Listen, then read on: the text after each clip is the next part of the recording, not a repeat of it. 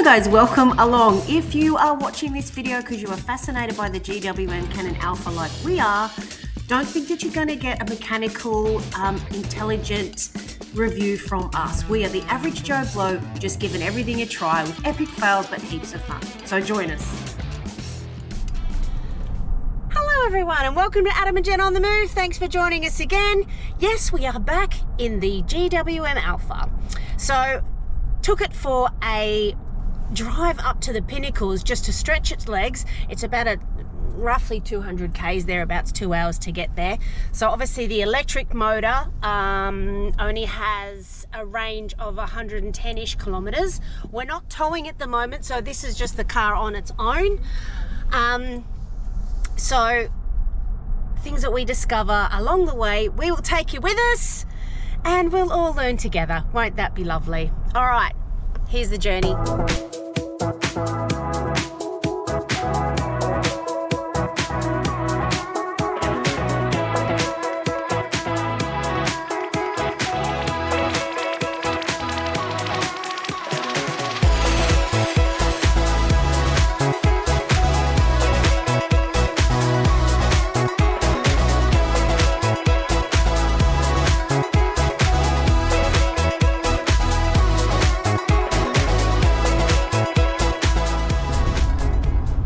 So we're 6 kilometers now away from the Pinnacles and we are on full petrol, but the car is regenerating itself very slowly. So it's just slowly 1% at a time. So we're only up to 16% in the battery.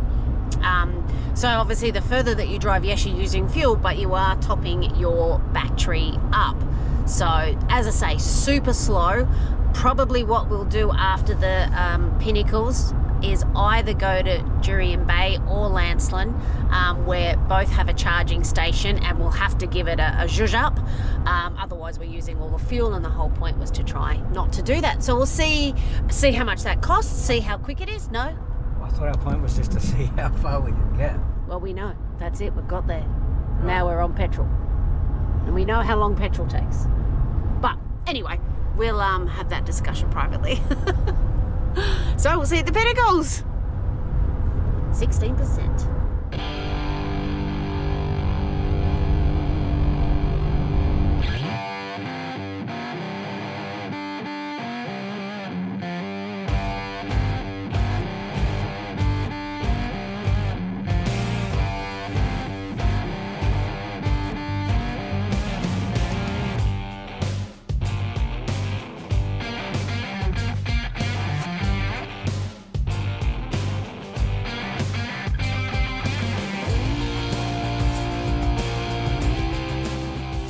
So welcome to the amazing Pinnacles in an amazing GWM Cannon Alpha.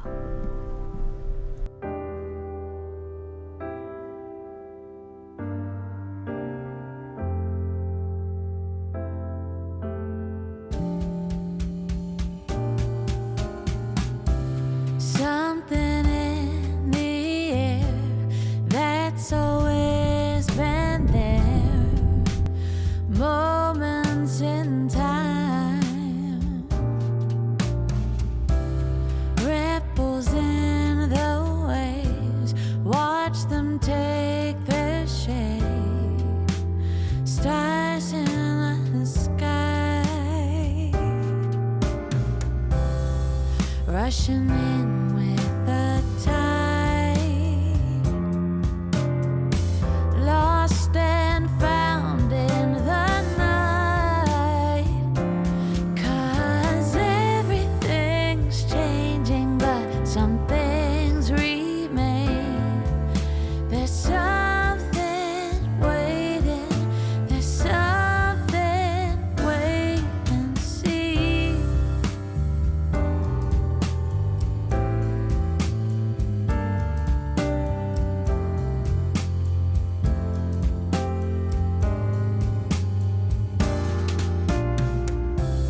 looking for the light, shines from deep inside in great harmony, rushing in with the tide.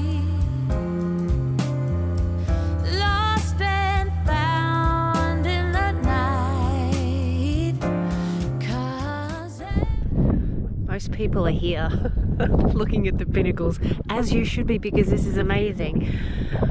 We're the only ones that are just looking at our car because we are so in love with this car. Cannon Alpha Hybrid Phev. Amazingness, GWM. Thank you. In storm grey. This car is so sick.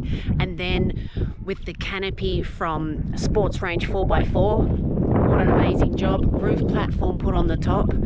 We cannot wait to attach Nathan to the back of this puppy. It's so lovely.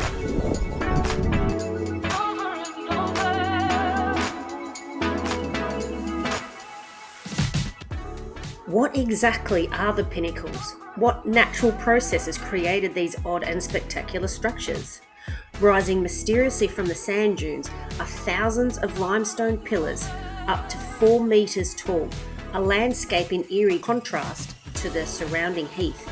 Some are jagged, sharp-edged columns rising to a point, others resemble tombstones. What are they? It's still a mystery no one actually knows. So come and have a look for yourself. It is a spectacular desert in the beautiful turquoise coast area of WA.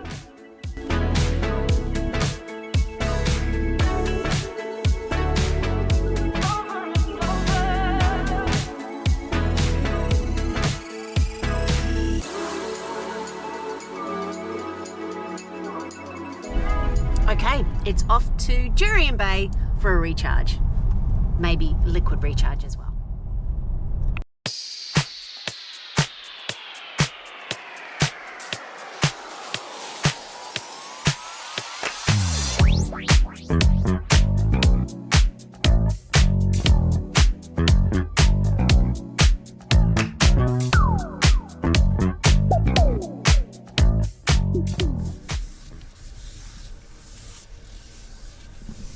So we did decide to just have a beer, wine and pizza lunch instead of cooking off the tailgate because we had drained the battery so low.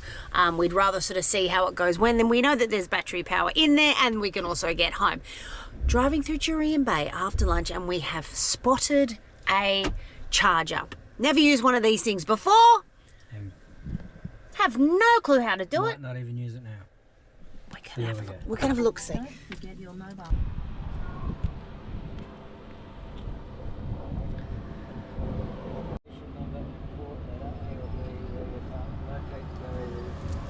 Alright, so that was a fail.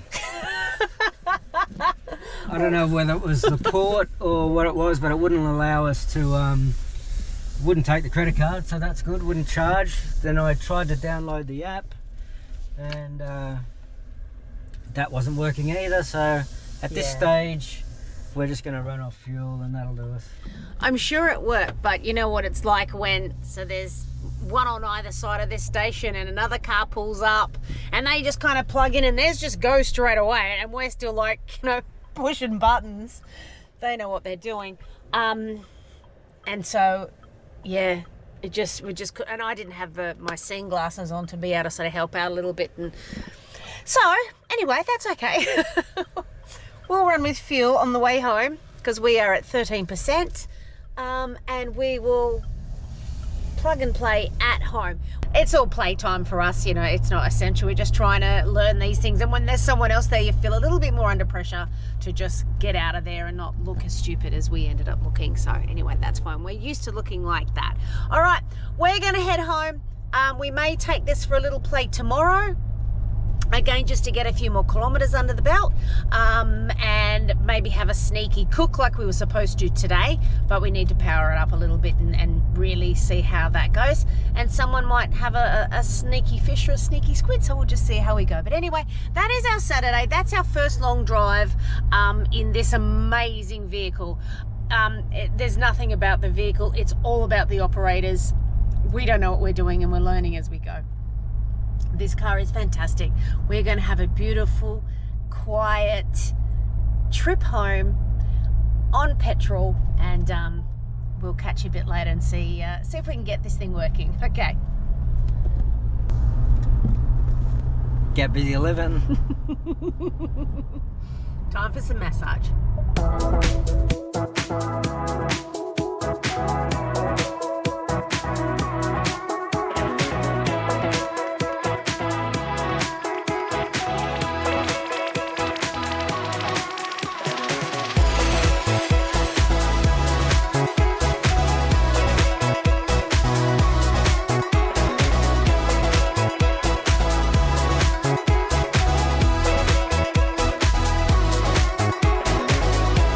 Just before we go, here's a quick snippet of our Sunday adventures, doing a bit of a fish, a little bit of a drink, and attempting the V2L chord. The essential Dan Murphy stop. Well, just a quick one if we're going to have a fish. Yeah. Need a beer. Obviously. Let's go.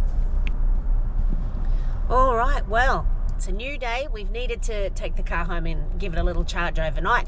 So it didn't get up to full percentage because it was so low. And we've done a little bit of driving today. So we're sitting at 56%.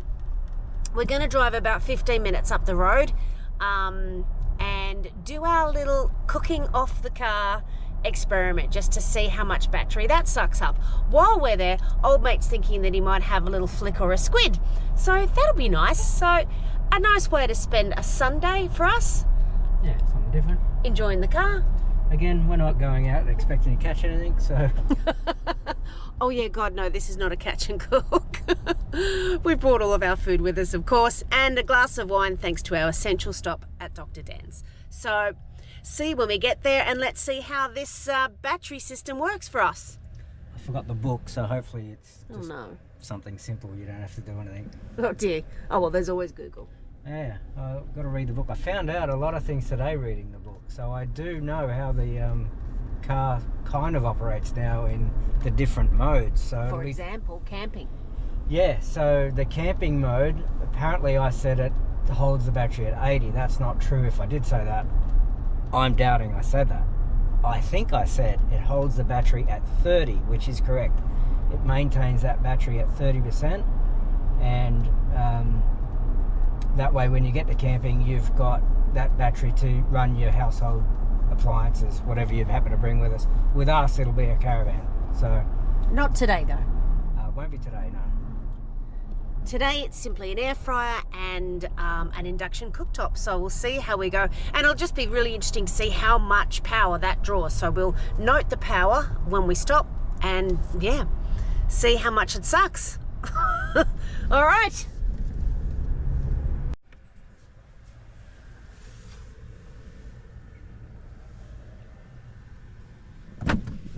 Not a bad view for lunch, so we'll get the cooking facilities out and see how we go. Do you want to go for a quick walk just down below that jetty, see if they're catching anything?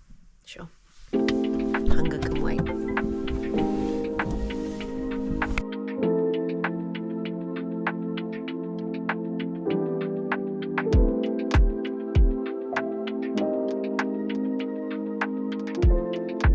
Upon reflection, it's a very good idea to read the manual before you try things you've never done before in a car that you've never driven before. So, epic fail, of course. Very simple to do, and we'll show you that in the next video when we head up to Sandy Cape.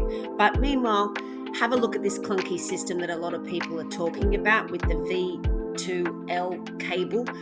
You have to plug it in on the side of the car and then flick it through the tub to then give you a power board to operate your whatever it is you want to operate, air fryers, induction cookers and the like. So we're going to head down and have a lovely fish, I think, and just reflect on our stupidity again. Upon reflection, we probably should have read how to do this first before we just did it, and maybe bring the instruction books just in case. Okay, decision made. We really need to bring the manual with us and read it thoroughly before we do these kinds of experiments. So we're going to have a glass of wine and a beer and look at the other people fishing on the marina. No one's catching anything, so I think we're just going to actually enjoy the view, then head home and read the manual and probably cook something at home. And we'll do this trial another time.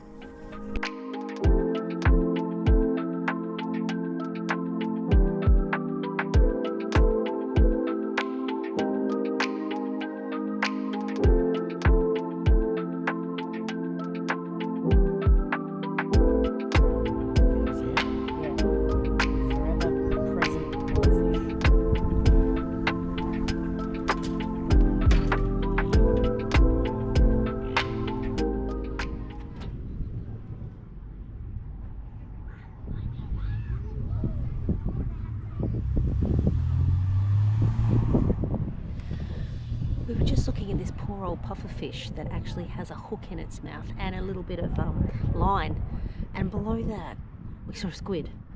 So he's gone to get his squid jig.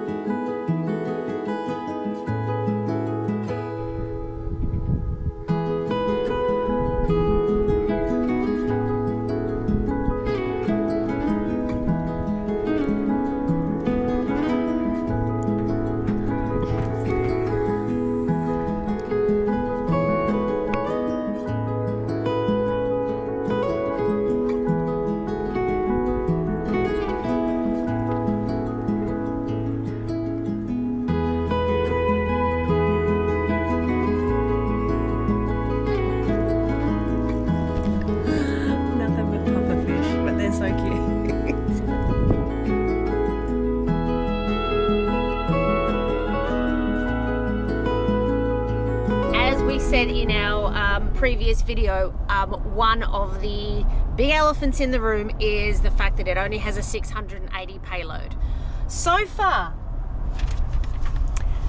for us, we have added a canopy at 70 kilos, the platform at 15 kilos, the shelf inside the canopy at 10 kilos. Adam just put an awning on, I'll show you that. 25 kilos. We're putting a compressor in next week. That's going to be 10 kilos. Cute little us. Let's estimate 150 kilos. And then of course when we do add the caravan, we're looking at roughly another 220 kilos on top of that. That gets us to 500 kilos already. So we've got 180 to spare. That is just in the car itself, right? Yeah, well, if you include the tow ball down weight, yeah, so which that's we've about done. 220 kilos. Yeah, okay, so... But if without the 220 kilos, there's another 220 kilos we've got to play with without the van attached. Yeah, 180, however, sorry. Yeah, so however, we don't want to add all that weight on here because then we won't be able to tow.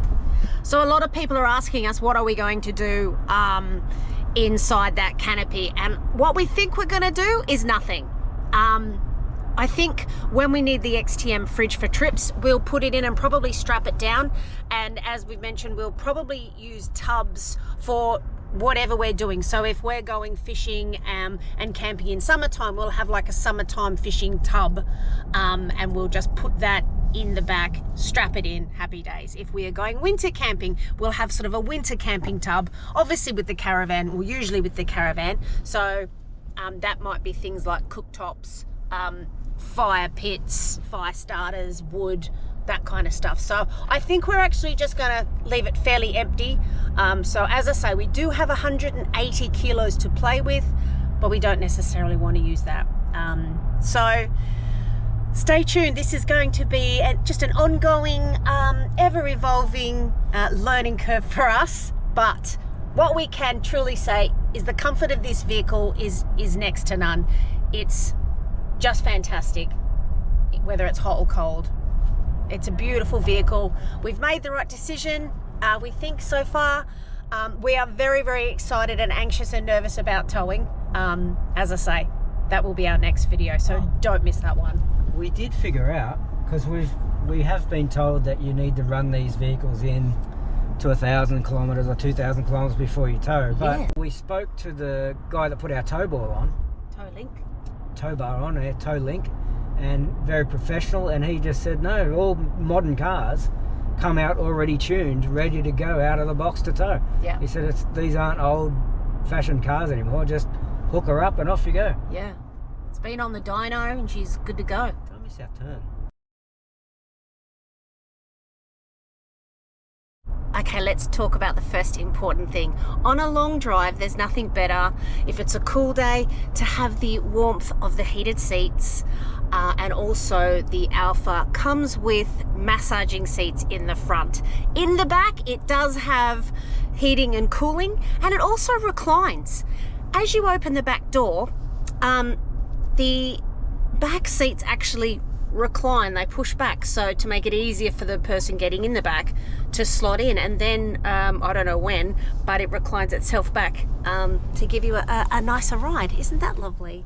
So on the way to the Pinnacles, I enjoyed a beautiful massage called Catwalk, I think. I think it was just back. Was it? We just put it on back. Back. I don't know, I've been getting a massage every morning going to work. It's been quite nice. Beautiful. So the comfort features of this vehicle, hands down, amazing. Can't fault that at all. What we're still working out are the things like the regeneration, how far we can get, how's the power going to be towing. You've discovered cruise control. Yes, the adaptive cruise control, that's quite nice. Except? So it'll hold the car in front while you're going, and then if for any reason you change lanes, it'll speed up to the What you set it at. Yeah, the mark that you've set it at. Yeah, the problem with it is it's quite a distance away from the car in front, so other cars can pull in and then you go back further. But you can adjust that. I haven't adjusted it yet, but It's a feature we've never had before. I'm sure most people have already had that, so it's no big deal for you. But for us, it's quite nice to have, and it makes driving even easier. You know, you just press the button and you just sit and steer pretty much. And enjoy your massage. And enjoy your massage, yeah. So it's all a learning curve, but we have definitely found out that if you just run it in normal mode, you'll get, it says 115 kilometers in electric mode. That's not really true. We got around about 95, I think it was, before it's really started to drop. Yeah. But still 90. We travel every morning to and from work, and we're yet to put any petrol in the car just from our daily trip to and from work. It's all electric, which saves us a fortune. But yeah, there's all different sort of settings you can have on it. We just haven't figured out the best one yet. And as Jen said, we're yet to tow, so that's going to be another setting in the tow mode, so that's going to be cool to use, another cool feature, as well as the camping mode. Yeah. Which is going to be another cool feature. So we will give you more statistics on our next video as far as what the car does per 100.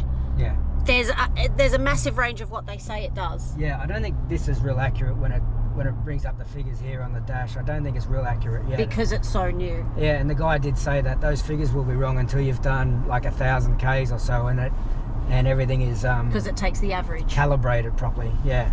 Yeah. So we can't give you that information yet, but what we do know is it's still better than what we got with the Ranger. So even when we're on fuel, it's still much more economical than the Ranger. So that's great as well. And as Adam Not said, that we bought it for that anyway. Well, we didn't, but I tell you what, we're spending a fortune at the moment. So anywhere that we can save is amazing. Oh, I tell you what we did find is sports mode. Oh, right, okay. So sports mode, like if we're set at a traffic light. Well, let's hope that stays red and you can show us, eh? Yeah, it's like having a throttle controller on your car. Like, show me. Okay, let's put it into sports mode. This one? Which way? That way? Sports mode, okay. So as soon as you hit sports mode, you hear the motor kick in straight away. And there's no lag. Like, it's like having a throttle controller in your car. It's instant.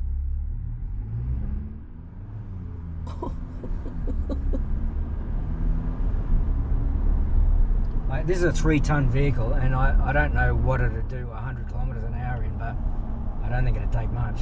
No. So that's all from just changing the mode here. And can you change it back while driving? Oh, fine. I think so.